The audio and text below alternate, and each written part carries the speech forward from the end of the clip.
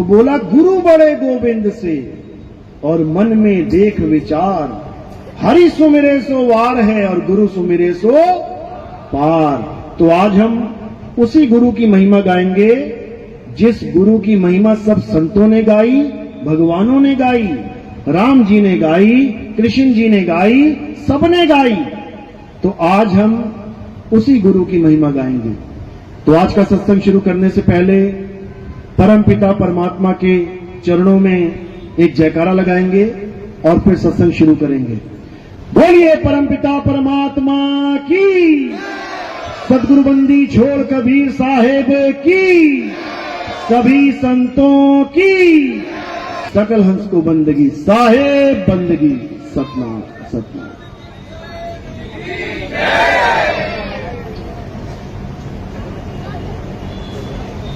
तो मालिक के चरणों में अरदास करते हैं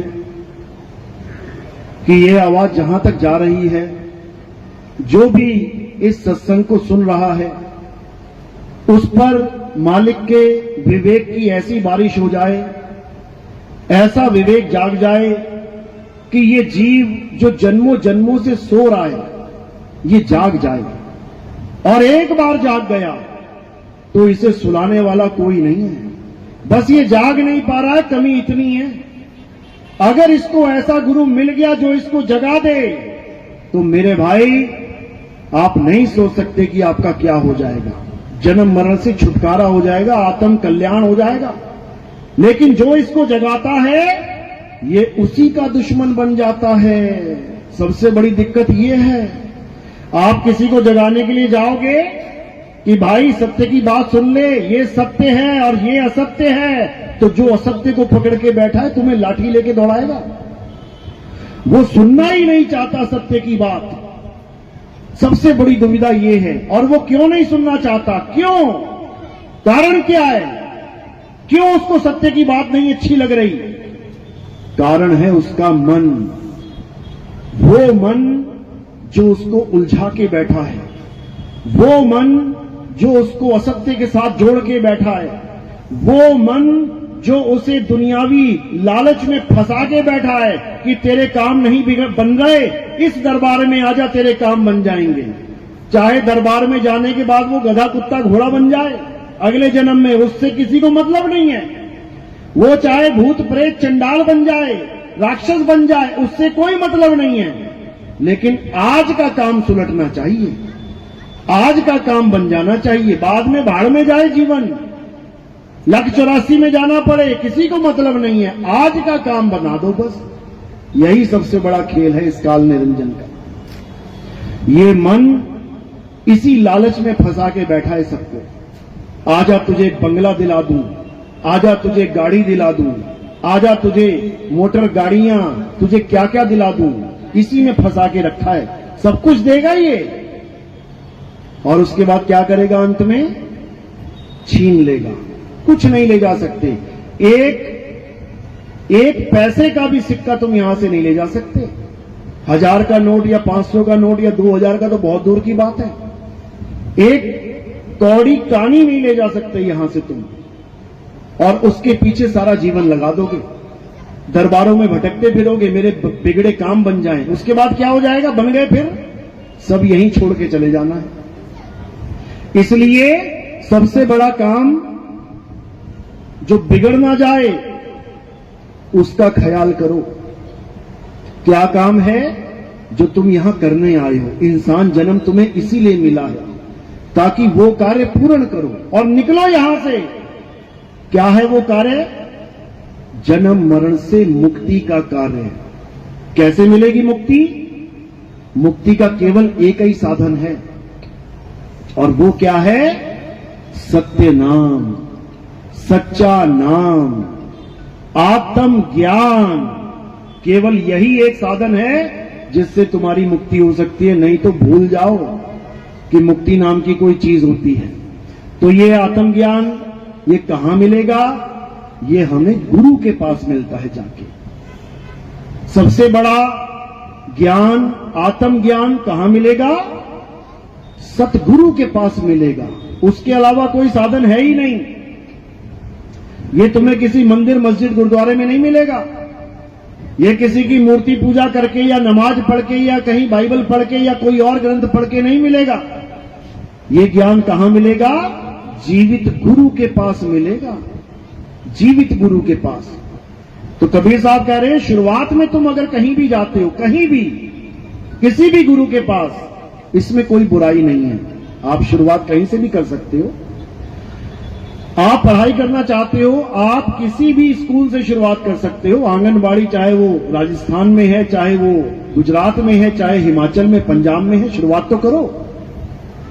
कहीं से भी कर सकते हो। धीरे धीरे धीरे धीरे आगे बढ़ते जाओगे और बढ़ते बढ़ते बढ़ते एक ऐसी जगह पहुंच जाओगे जिसको हम पूर्ण ज्ञान कहते हैं। वहां तक पहुंचने के लिए तुम्हें कई गुरु धारण करने पड़ेंगे। आंगनबाड़ी का गुरु अलग होगा, नर्सरी का, केजी का अलग होगा, पहली कक्षा का, दूसरी का, 5वीं का, 10वीं का अलग होगा, 12वीं का अलग होगा, कॉलेज का अलग होगा। सबसे टॉप तक जाते जाते तुम पता नहीं कितने गुरु बदल लोगे, तब जाकर तुम अपनी मंजिल पे पहुंचोगे। इसी प्रकार अध्यात्म में भी हम कई गुरुओं के पास होते हुए अपने परम लक्ष्य तक पहुंचते हैं। और हमारे जीवन में कोई भी गुरु आता है वो पूजनीय है, वो वंदनीय है, वो दुआ सलाम के काबिल है। भले आपने उसके ज्ञान को त्याग दिया, आगे बढ़ गए, जैसे आपने 5वीं 7वीं का ज्ञान भी त्यागा, आगे बढ़ गए। तो अगर आपको मार्केट में कहीं 5वीं 7वीं का टीचर मिल जाएगा तो वो वंदनीय है। जाके पैर छुओगे कि नहीं? गुरुजी का हालचाल पूछोगे कि नहीं? धन्यवाद करोगे कि नहीं कि गुरुजी आपने बहुत अच्छा पढ़ाया था तभी पास हो पाया मैं, नहीं तो अटक गया होता 5वीं में ही। इसीलिए कबीर साहब ने सब प्रकार के गुरुओं की महिमा गाई है। गुरु मेरे सभी बड़े, अपनी अपनी ठौर भी बता दी है। ये मत समझ लेना कि सारे गुरु पार कर देंगे। अपनी अपनी ठौर। अब ये ठौर क्या है? जिस दिन तुम्हें ये ठौर समझ में आने लग गई, उस दिन तुम्हें पता लग जाएगा कि मेरा गुरु किस ठौर तक मुझे पहुंचा सकता है। कई लोग दिल्ली से आए हैं, कई गुजरात से आए हैं, कई एमपी से आए हैं, कई पंजाब से आए हैं, अलग अलग प्रदेशों से आए हैं, ट्रेन में आए हैं। तो आप देखोगे कि हर ट्रेन में आपको स्टेशन मिलेंगे, एक गया, दूसरा गया, तीसरा गया, चौथा गया, लेकिन आप किसी भी स्टेशन पे नहीं उतरे। आप बीच में किसी भी स्टेशन पे नहीं आए। जरूर थे स्टेशन, गाड़ी रुकी भी थी, लेकिन आप उतरे क्यों नहीं? क्योंकि आपको जिस गुरु ने एड्रेस दिया था वो कहां का था? वो यहां का था। तो आप बीच में नहीं उतरे, यानी आपके गुरु ने आपको इस ठौर का निशाना दिया था तो आप पहुंच गए। अगर कोई गुरु ऐसा मिलता जो रास्ते का निशाना दे देता, आप उसी वक्त वहीं उतर जाते, तो यहां पहुंचते क्या? कभी नहीं पहुंच पाते। इसी प्रकार हमारे जीवन में बहुत से गुरु आते हैं, हमें नाना प्रकार का ज्ञान देते हैं। ऐसा नहीं है कि सारे गुरु एक ही प्रकार का ज्ञान दे रहे हैं। अरे कोई जाप दे रहा है, कोई श्वासों का अजपा जाप दे रहा है, कोई अनहद नाद दे रहा है, कोई कुछ दे रहा है, कोई कुछ दे रहा है, कोई भूत प्रेतों की पूजा करवा रहा है, कोई चंडालिनी की पूजा करवा रहा है। एक जगह तो एमपी में चुड़ैल माता का मंदिर बना रखा है, वहां जो बैठा हुआ है वो चुड़ैल माता की पूजा करवा रहा है। कर लो, क्या करोगे? और उस गांव के लोग जा भी रहे हैं, चुड़ैल माता की पूजा कर दो। और तो और आगे बढ़ोगे तो चंडाल देव भी बैठा हुआ है, चंडाल भगवान, शैतान भगवान की पूजा चल रही है। करने वाले कर रहे हैं, आरती गा रहे हैं, तन मन धन निछावर है, लाखों रुपया चंदा दे रहे हैं। और आगे बढ़ोगे, एक एमपी में, पता नहीं राजस्थान में कहां मंदिर है, वो कुतिया माता का मंदिर है। कुतिया माता का मंदिर, यानी देवताओं की कमी पड़ गई हमारे धर्म में, अब कुतिया की पूजा करेंगे हम सारे मिलके। तो ऐसे भी मंदिर हैं और वहां भी गुरु बैठा है, वो भी आरती करवा रहा है पूरी पूरी, और लोग पूरी श्रद्धा से कर रहे हैं। हालांकि बुराई नहीं है, कम से कम कुछ तो कर रहे हैं। कुछ तो कर रहे हैं, कुछ नहीं से कुछ भला। और गुरु आगे आ जाओ, अभी रावण का मंदिर है एक वहां पे एमपी में, सारे मंदिर मुझे एमपी में ही दिखाई देते हैं ऐसे। एक मंदिर ऐसा जहां दुर्योधन की पूजा होती है, साथ में कर्ण को भी भगवान बना रखा, कर्ण की पूजा हो रही है। क्यों? दानवीर था। अरे भले दानवीर था, लेकिन था तो अधर्मी, अधर्म के साथ खड़ा था, इसीलिए तो नाश हुआ उसका। अगर धर्म के साथ खड़ा होता तो 5 पांडव में से एक भी ना मरा, कर्ण भी नहीं मरता। अगर धर्म के साथ खड़ा होता तो, लेकिन धर्म के साथ नहीं था तो मारा गया। तो भैया पूजनीय थोड़ी नहीं है कि तुम उसकी पूजा करो। हां, उसमें एक गुण था कि वो दानी था। ठीक है, तुमने मान लिया वो दानी है, इतना बहुत है। लोग आज भी कर्ण को इज्जत देते हैं कि भैया दानी था, ठीक है, अच्छी बात है, लेकिन पूजनीय नहीं है कि तुम भगवान की तरह उसकी पूजा करने लग जाओ। दानवीर तो रावण भी था। कर्ण ने क्या सिरदान दिए थे? कर्ण ने क्या सिरदान दिया था? रावण ने कितनी बार सिर काट के चढ़ाया। तो फिर तो वो महादानी है, दानियों से भी दानी बड़ा है वो। फिर तो रावण की पूजा कर लो। फिर हमारा सनातन धर्म क्या बोलेगा? हम रावण के पुजारी हैं, हंसेंगे लोग तुम्हारे ऊपर। लेकिन फिर भी पूजा चल रही है। कारण अज्ञानता, क्योंकि हमें पता ही नहीं है पूजा किसकी करनी है, इसलिए थोड़ा सा दुख आता है, जैसा कोई बताता है वैसे ही पूजने लग जाते हैं। समझो बात को। अब ये जो पूजा में तुम्हारा दिल टिक गया, मन टिक गया, ये कैसे टिक जाता है? इसका भी कारण है, गीता में बता रखा है। गीता में क्या बोलते हैं 7वें अध्याय में? हे अर्जुन, मेरी पूजा के अलावा अगर कोई किसी की पूजा करता है तो वो अज्ञानता पूर्ण कार्य किया जा रहा है। वो कोई ज्ञानियों वाले लक्षण नहीं है। लेकिन फिर भी मैं उस भगत के मन को उस देवी देवता के या किसी के भी पूजा में स्थिर कर देता हूं, यानी उसके मन को टिका देता हूं, उसको उसी में भगवान नजर आने लग जाएगा।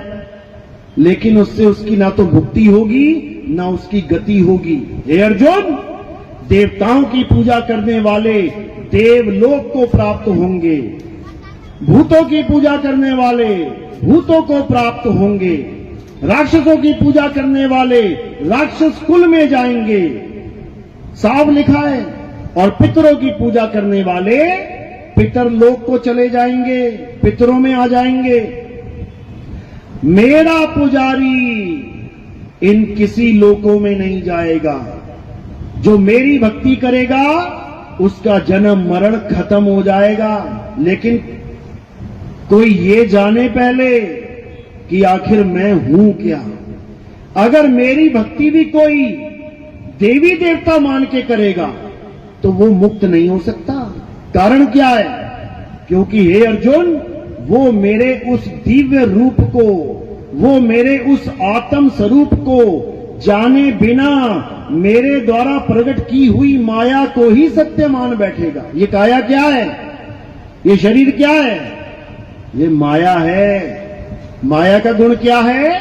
ये बदलती रहती है। बचपन की फोटो देखना, एक दिन की, फिर देखना 1 साल की, फिर देखना 10 साल की, फिर देखना 20 साल की, फिर देखना 50 साल। हर फोटो तुम्हें अलग अलग दिखाई देगी। ये शरीर तुम्हें बदला हुआ दिखाई देगा। कारण क्या है? क्योंकि ये शरीर माया है। हे अर्जुन, जो मुझे शरीर मान के मेरी पूजा करते हैं वो कभी नहीं जान सकते कि मेरा स्वरूप क्या है। वो कभी नहीं पहचान सकते कि मैं कौन हूं, क्योंकि मैं अपनी इस माया के पीछे छुपा रहता हूं। कोई मुझे नहीं जान सकता मैं कौन हूं। कौन जानेगा? केवल तत्व ज्ञानी संत जान सकता है कि मैं कौन हूं। अन्यथा चाहे कोई कितना ही बड़ा पुजारी क्यों ना आ जाए, सारी उम्र राधे राधे हरे कृष्णा हरे राम जपने वाला बाबा क्यों ना आ जाए, ये मुझे नहीं जान सकते। कारण क्या है? क्योंकि ये 52 अक्षरों को मेरी भक्ति मान बैठे हैं, ये अक्षरों के मंत्रों के जाप को मेरी सच्ची भक्ति मान बैठे हैं, जबकि मेरी सच्ची भक्ति अक्षरों से परे है। अगर मुझे जानना है तो तुम्हें इन अक्षरों से परे जाना पड़ेगा, इन मंत्रों से, इन जंत्रों से परे जाना पड़ेगा, क्योंकि मैं आत्मा हूं। और आत्मा को जानने के लिए तुम्हें आत्म ज्ञानी गुरु के पास जाना पड़ेगा। हे अर्जुन, अध्याय 2 16वां श्लोक। इस दुनिया में 2 प्रकार के तत्व हैं, एक असत्य तत्व और एक सत्य तत्व। 2 प्रकार के तत्वों का ज्ञान तत्वदर्शी संतों ने दिया है। तो हमें क्या करना है? असत्य तत्व को त्यागना है और सत्य को जानना है। बस इतना सा काम करना है। अगर हमने ये काम कर लिया तो समझो कि अब हमारा जन्म 101% सफल हो जाएगा। लेकिन कैसे होगा? श्लोक तो पढ़ लिया हमने कि एक सत्य और एक असत्य तत्व है, लेकिन जानेंगे कैसे? क्या है सत्य, क्या है असत्य? तो उसके लिए क्या निवारण किया?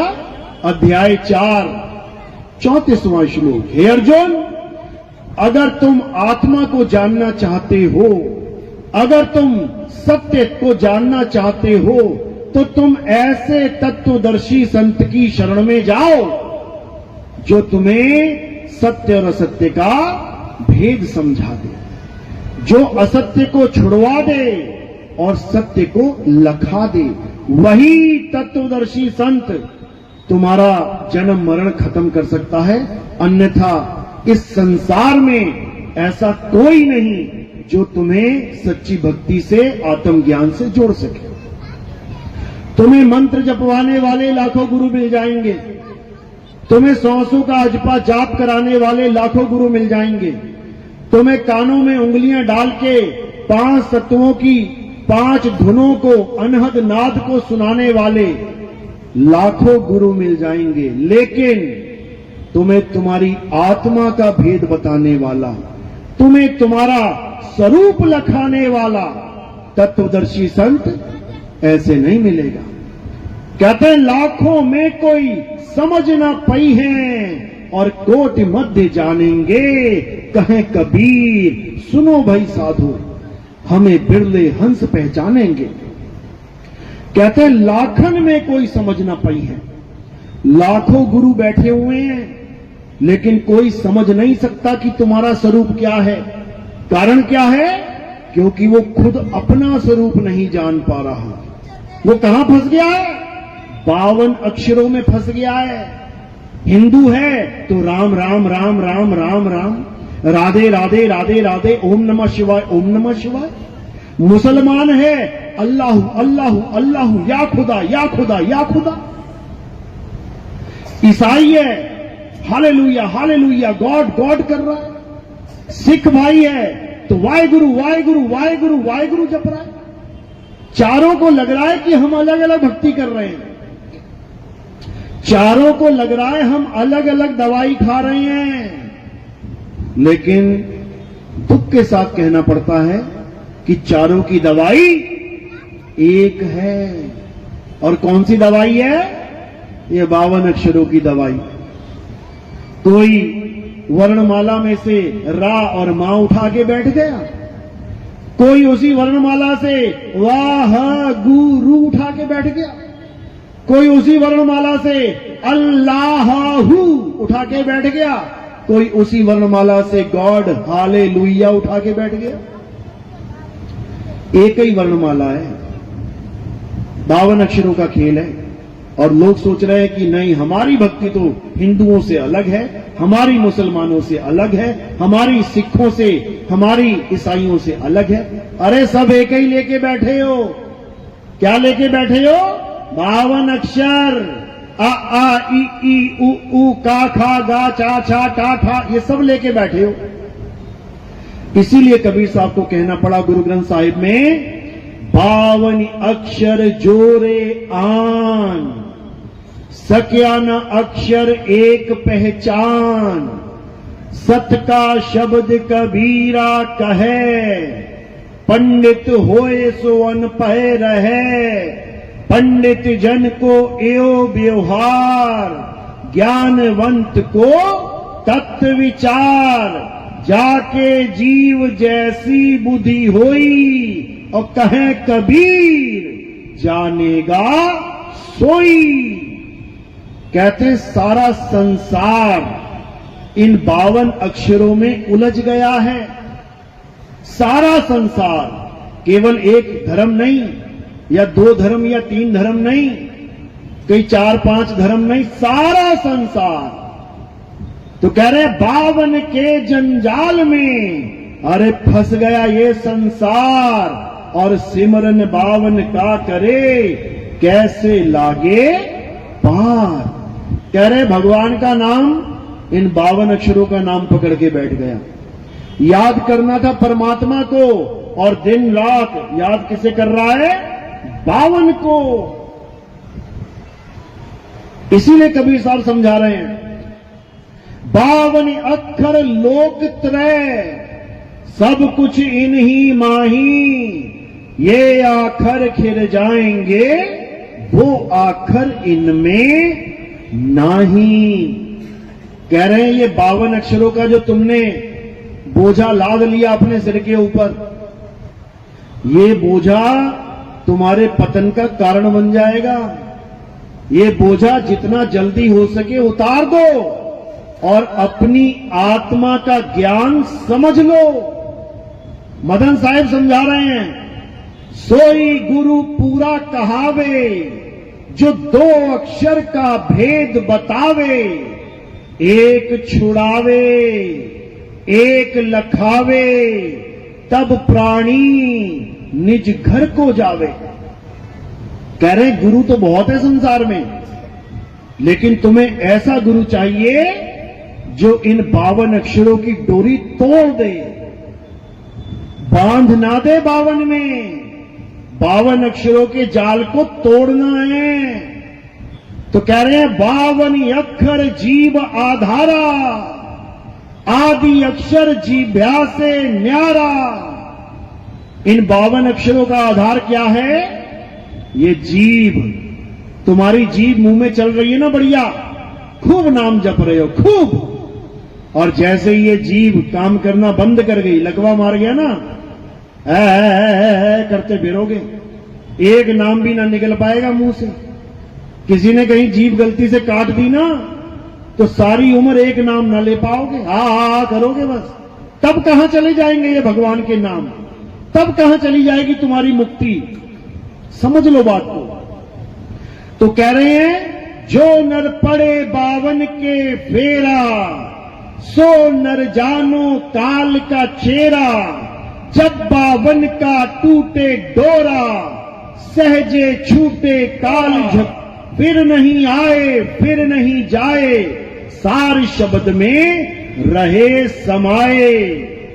कहते हैं जो तुम्हें 52 के साथ जोड़ रहा है और तुम्हें ये पूरा भरोसा दिलवा रहा है कि तुम्हारी मुक्ति हो जाएगी नाम जाप से, वही काल का चेला है। अब ये काल कौन है? कौन है ये काल? अभी समझ में नहीं आ रहा। जिस दिन समझ में आ गया ना, जमीन निकल जाएगी पैरों से। तो क्या समझा रहे हैं? जो नर पड़े 52 के फेरा, चाहे कोई हिंदू है, चाहे मुसलमान, चाहे सिख, चाहे ईसाई, अगर वो कोई भी नाम जप रहा है और उसको लगता है कि नाम जपने से मेरी मुक्ति हो जाएगी, उसको ऐसा गुरु मिल गया जिसने पूरा भरोसा दिलवा दिया, बेटा नाम जाप से तेरी मुक्ति हो जाएगी, तो समझ लेना वही गुरु कौन है? काल का चेला है वो काल का नाम जपवाने आया है। क्योंकि काल भगवान के नाम सब 52 अक्षरी नाम हैं और परमात्मा का नाम 52 से परे है। गरीबदास जी महाराज क्या कह रहे हैं? अरे 52 अक्षर लेख, राम रंग होरी हो, वो अक्षर या में नाही, राम रंग होरी हो, कागज कलम कलेस, राम रंग होरी हो, अब वो रहा शेष का शेष, राम रंग होरी हो। कहते हैं ये 52 अक्षर कलेस हैं जो तुमने कागज और कलम से हजारों लाखों करोड़ों नाम बना लिए भगवान के, ये तुमने अपने जीवन को कलेश बना लिया। आज जो एक देश दूसरे देश से लड़ रहा है, पता है क्यों लड़ रहा है? क्या कारण है? यही 52 अक्षर कारण है। एक ने उसका नाम रख दिया यहोवा, एक ने उसका नाम रख दिया या खुदा। ले बेटा अब लठबाजी करो, यहोवा बड़ा कि या खुदा बड़ा। एक ने नाम रख दिया राम, एक ने नाम रख दिया वाहेगुरु, एक ने नाम रख दिया अल्लाह, एक ने नाम रख दिया गॉड। अब मारो लठे एक दूसरे के। 52 अक्षर का खेल है ये, 52 अक्षरों की लड़ाई है। ये हमारी तुम्हारी लड़ाई नहीं है। हम सब एक मालिक के बच्चे हैं। सब कह रहे हैं, हर धर्म कह रहा है कि परमात्मा एक है, हम सब उसके बच्चे हैं। तो भैया काहे लड़ रहे हो? क्यों लड़ रहे हो? कारण क्या है? कारण है 52 अक्षर। मैंने उसका नाम रख दिया राम और वो रख के बैठा है खुदा। अब मैं ना मानता कि खुदा है वो, मैं तो राम में बिल्कुल संतुष्ट हूं। ये है झगड़ा। सबकी जुबान काट दी जाए, सारे अक्षरों को खत्म कर दिया जाए, कागज कलम खत्म कर दी जाए, सारे 52 अक्षर ध्वस्त कर दिए जाएं। अब बताओ तुम्हारे भगवान का क्या नाम है? कौन सा मंत्र जाप करोगे? कौन सा ग्रंथ लिखा है? क्या पढ़ोगे? कुछ नहीं, क्योंकि ये सारा खेल 52 अक्षर का है। सारा खेल 52 अक्षर का है। सारी आरतियां भगवानों की, ओम जय जगदीश हरे, जय संतोषी माता, जय पिता, जय बाबा, सब 52 का खेल है। सारे ग्रंथ, वेद, पुराण, गीता, भागवत, उपनिषद, सब 52 का खेल है। बाइबल, कुरान, पुराण, सारा 52 का खेल है। सारी नमाजें, सारी प्रेयर, सारी अरदासें, सब 52 का खेल है। ये सारा 52 का ही तो खेल है मेरे भाई। और इसी 52 में उलझ पुलझ के सारा संसार ऐसी कगार पे आ गया है कि कभी भी परमाणु बटन दब सकता है, केवल इस 52 के चक्कर में। समझ लो, अगर ये 52 का खेल ना हो तो सब भाई भाई एक दूसरे की मदद करें, एक दूसरे से प्यार करें, एक दूसरे के सुख दुख को समझें। लेकिन नहीं, 52 इनको इंसान से प्यारा है। बोल जय श्री राम वरना गला काट दूंगा, बोल अल्लाहू अकबर वरना जान से मार दूंगा। इनको 52 प्यारा है। इनको अपने भगवान की बनाई संतान प्यारी नहीं है। इनको अपना भाई प्यारा नहीं है। मुसलमान नहीं सोच रहा है कि यहूदी हमारे भाई हैं। अल्लाह ने ही यहूदियों को भी बनाया है। यहूदी नहीं सोच रहा है कि मुसलमान उनके यहोवा के ही बच्चे हैं। मुसलमानों को किसी और ने नहीं बनाया। हिंदू नहीं समझ रहा है कि ईसाई, सिख, मुसलमान उसी परमेश्वर के बच्चे हैं। जिसने उसको बनाया है उसी ने सबको बनाया है। नहीं मानने को तैयार है, क्योंकि 52 प्यारा है। 52 छूटने का नाम नहीं ले रहा। इसीलिए सब संतों ने सबसे पहले 52 पे प्रहार किया है। 52 पे समझ जाओ तो क्या कह रहे हैं?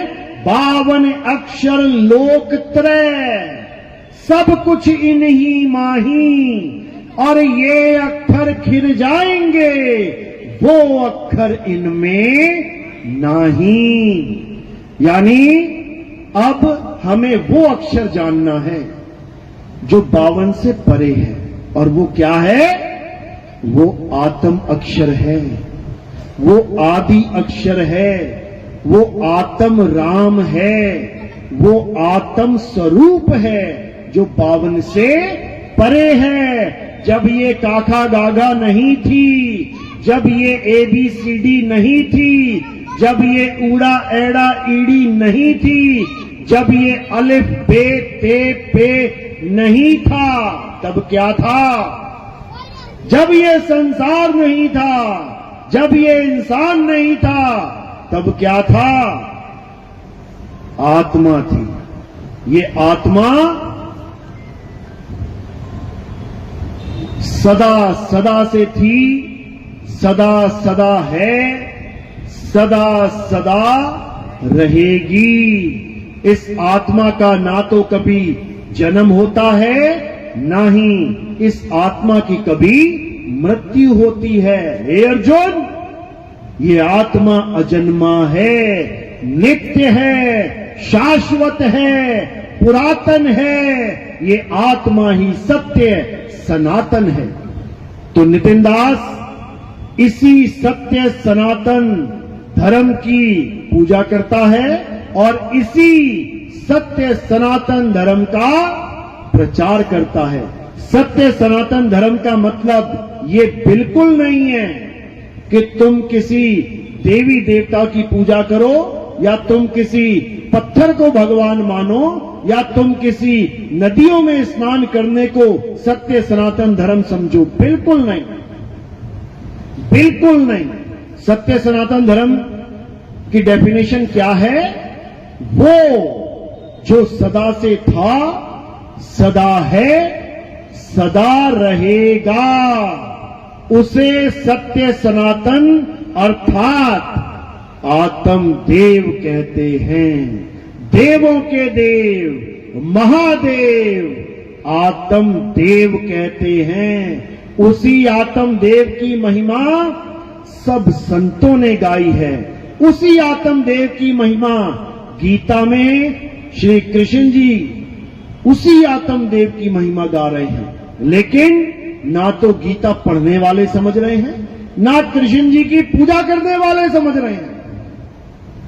अगर गीता को अच्छे से समझ लिया जाए, अगर गीता को अच्छे से अध्ययन करके हमारे सत्संग सुनने के बाद समझा जाए, तो तुम्हें एक एक बात समझ में आने लग जाएगी कि गीता क्या करने को और क्या त्यागने को कह रही है।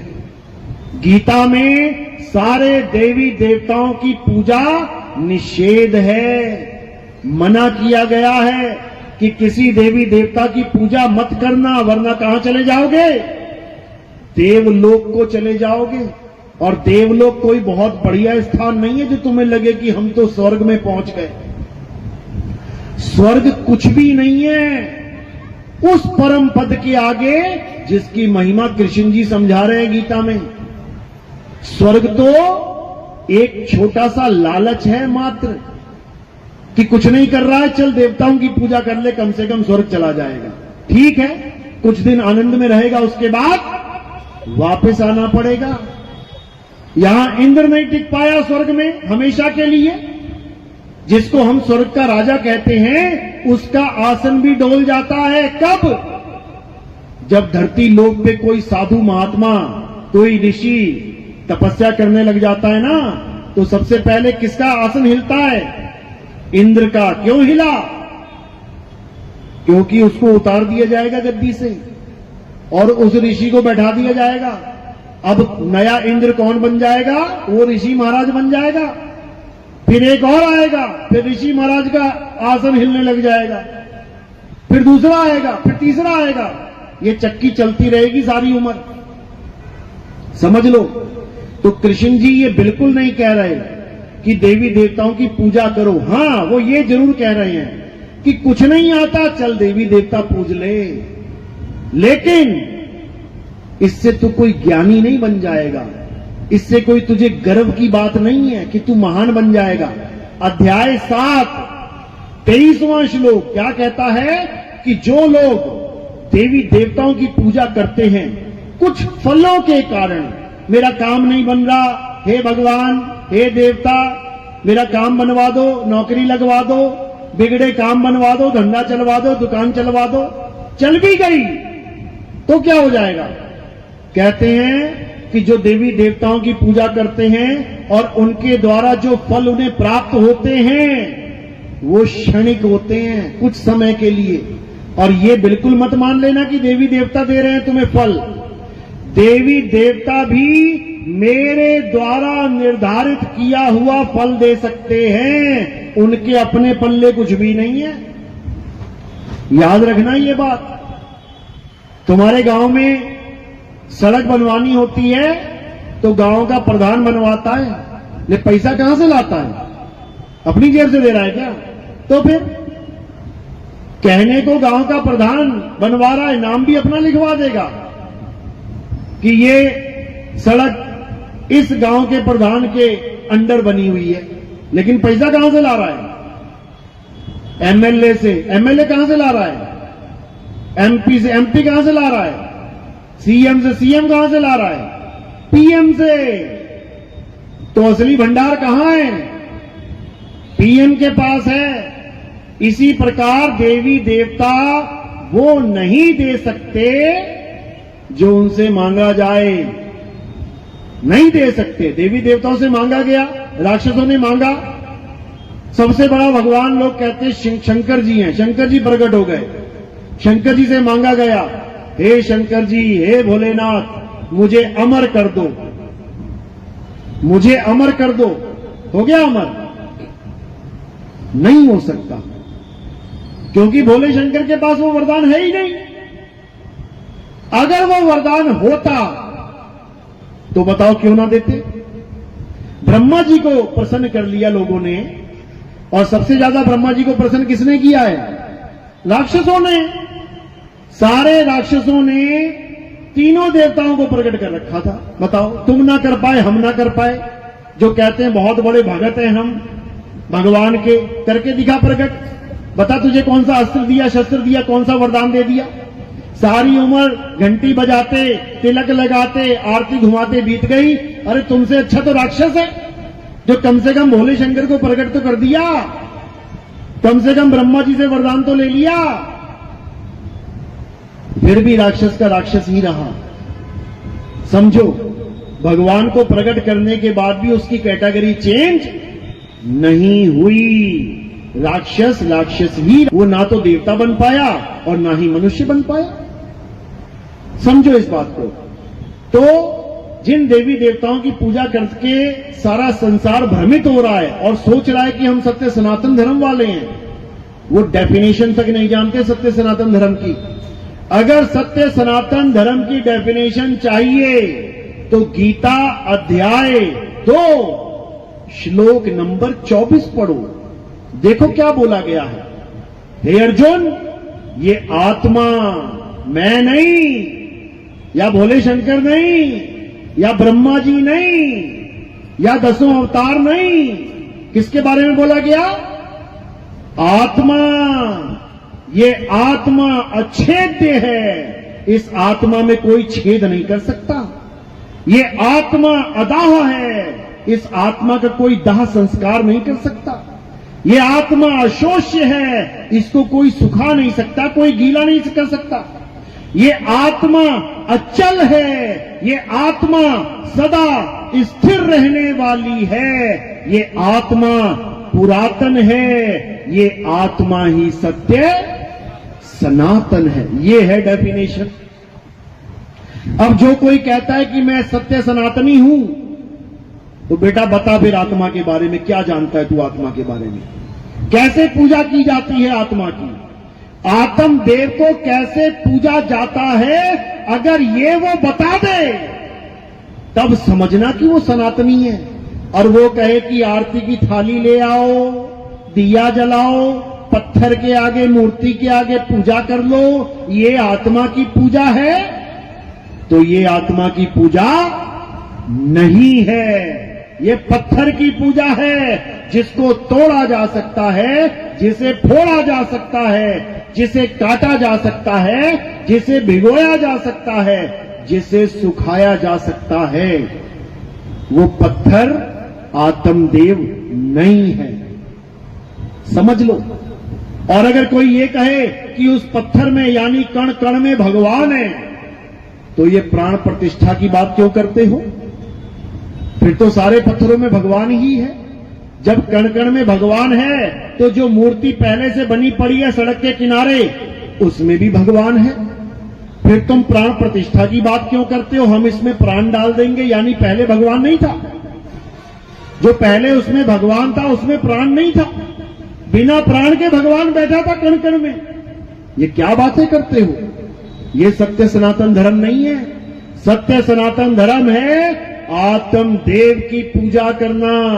गुरु ग्रंथ साहिब में साफ लिखा गया है, आत्म देव पूजिए गुरु के सहज सुभाए, आत्मेनो आत्मेदि प्रतीत ते कर ही परचा पाए। कहीं आने जाने की जरूरत नहीं पड़ेगी मेरे भाई, घर में ही परचा हो जाएगा। परचा यानी परिचय। आत्म देव से घर बैठे बैठे परिचय हो जाएगा। जिसको तुम गली गली में ढूंढ रहे हो, जिसको तुम अलग अलग धर्मों में, अलग अलग पंथों में, अलग अलग मंदिरों मस्जिदों गुरुद्वारों में, अलग अलग तीर्थ स्थानों में कहां कहां नहीं ढूंढ रहे हो, वो तुम्हें घर में ही मिल जाएगा। तो गुरु ग्रंथ साहब में साफ बताया गया, हृदय नाम ध्याओ, घर बैठे प्रभु पाओ। तुम्हें घर बैठे प्रभु मिलेगा, क्योंकि प्रभु तुम्हारे घर में ही बैठा है। लेकिन तुम्हें पता ही नहीं है कि मेरा घर है कहां। तुम फंस गए काल के जाल में। तुम मान बैठे इस तीन लोक को अपना घर, तुम मान बैठे इस काया को अपना घर, इसलिए भ्रमित हो गए।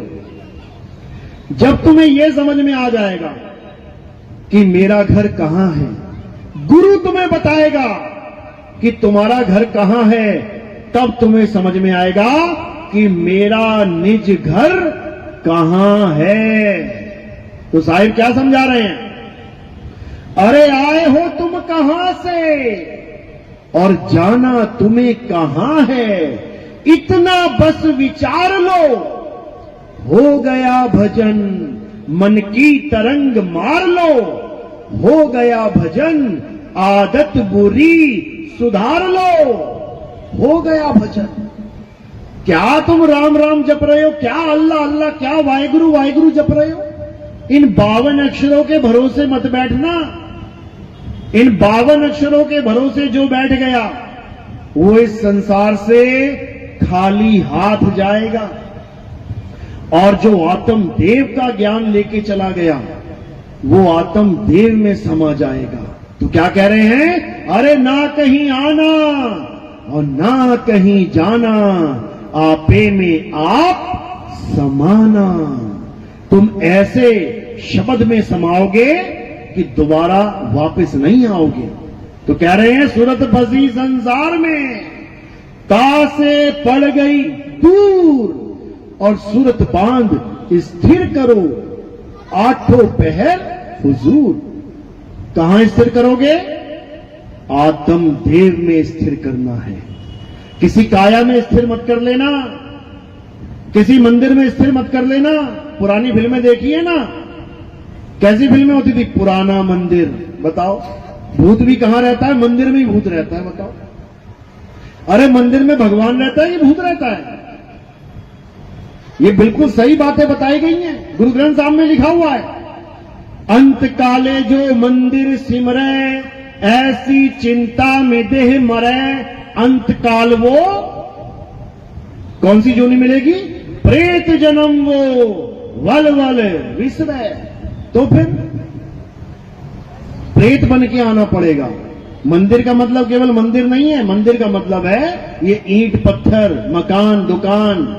अगर तुम्हारी सुरता किसी मकान दुकान में रह गई, ईंट पत्थरों में रह गई, तो वापस तुम्हें आना पड़ेगा, भटकना पड़ेगा।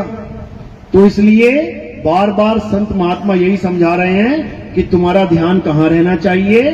24 घंटे कहां रहना चाहिए? तुम्हारी आत्मा में। तुम्हारी आत्मा में तुम्हारा ध्यान रहे। तो क्या बताया गीता में? अध्याय 3 17वां श्लोक क्या कहते हैं? हे अर्जुन, जो अपनी आत्मा में रमण करते हैं, जो अपनी आत्मा में तृप्त हैं, जो अपनी आत्मा में संतुष्ट हैं, उनके लिए कोई धार्मिक कर्म कर्तव्य लागू ही नहीं होता।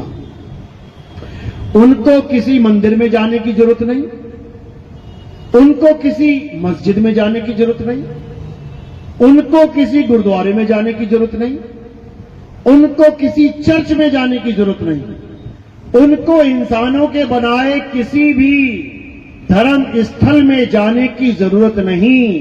कौन बोल रहा है ये?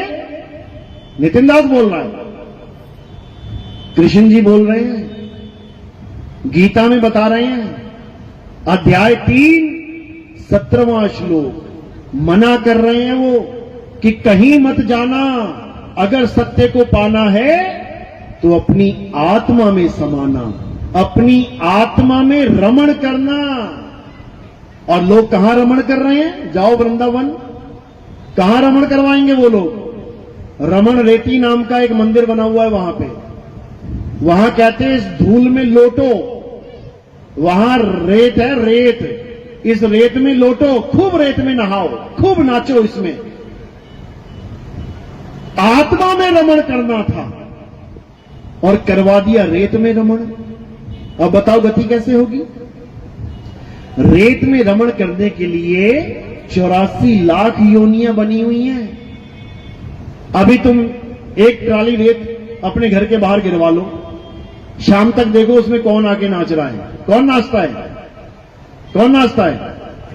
कुत्ते नाचते हैं, कुत्ते नाचेंगे उसमें, क्योंकि 84 लाख योनियां हैं। रेत में ही नाचेंगे, मिट्टी में। जंगल में शेर, चीते, हाथी, भालू, ये कहां नाच रहे हैं? कहां सोते हैं ये लोग? रेत में, मिट्टी में।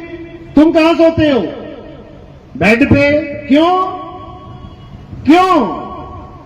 क्योंकि रेत में रमण करना तुम्हारे लिए नहीं बोला गया है। रेत में नहीं तुमने रमण करना है, आत्मा में रमण करना है। रेत से ऊपर उठ जाओ, मिट्टी से ऊपर उठ जाओ। ऐसे ही ये भी एक मिट्टी है, ये काया भी मिट्टी है।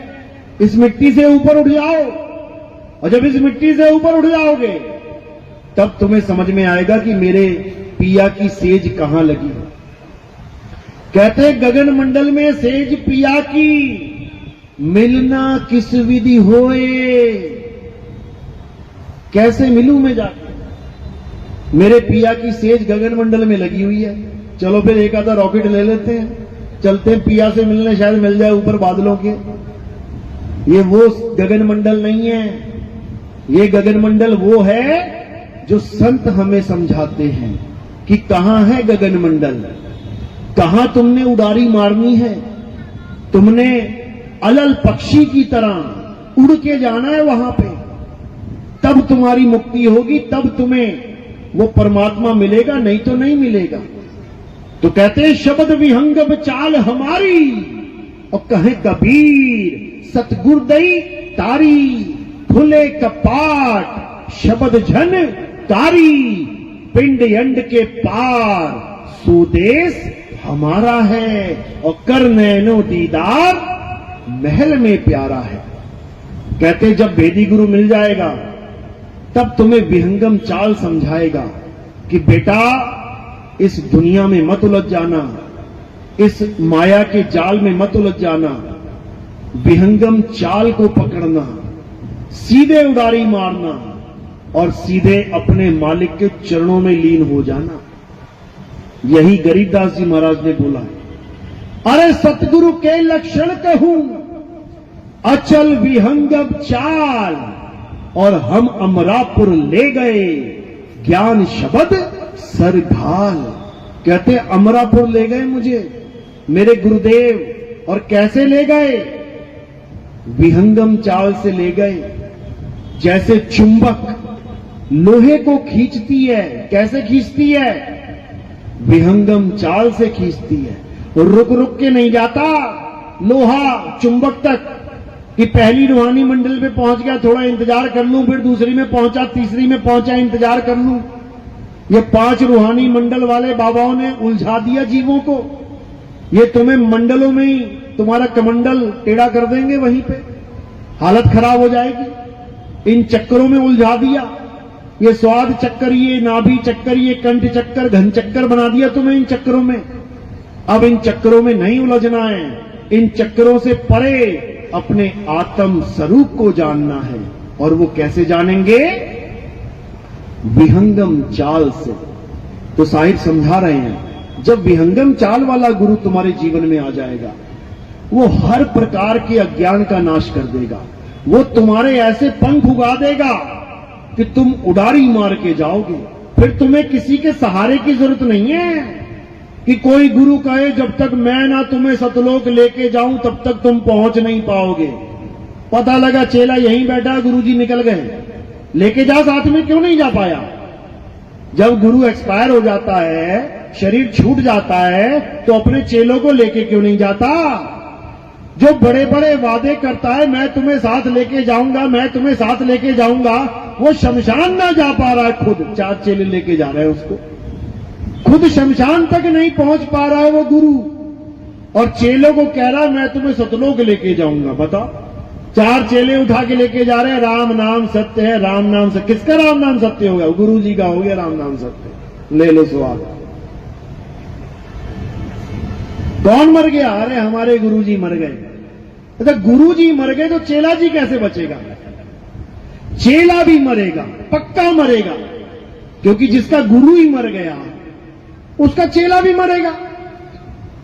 लेकिन हमारे पंथ में ना तो गुरु मरता है और ना ही चेला, क्योंकि हमारे यहां दोनों अमर हैं। इसीलिए साहिब ने बोला है, हम ना मरेब, मरेब संसारा, हमको मिला जियावन हारा। कहते हैं हम वो नहीं है जो मर जाएंगे, सारा संसार मर जाएगा, हम ना मरते।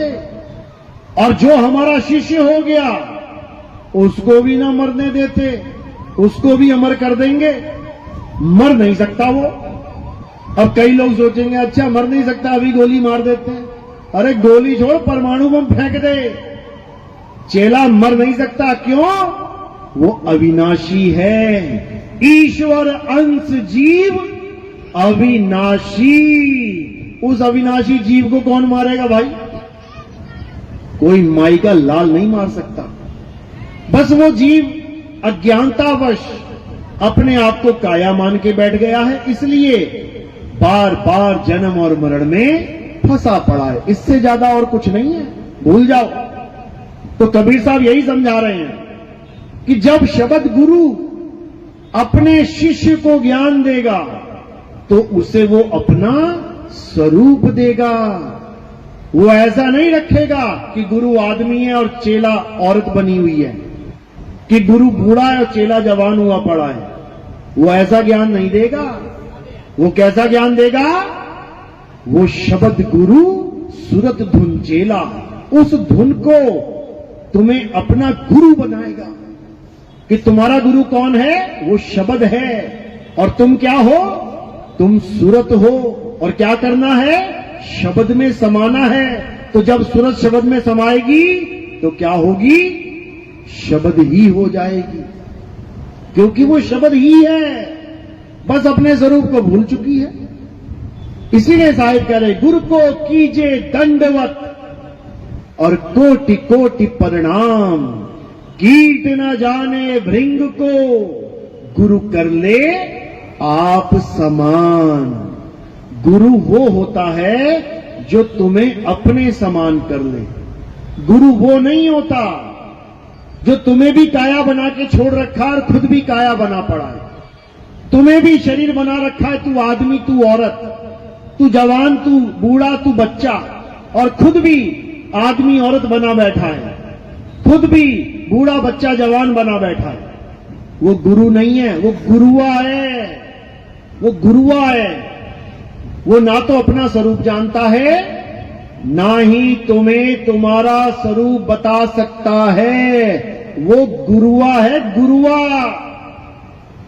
तो साहिब समझा रहे हैं, गुरुआ तो घर घर फिरे, कौड़ी केर 50, अपने रूप की खबर नहीं, शिष्य करण की आस। चेले बनाने में लगा हुआ है।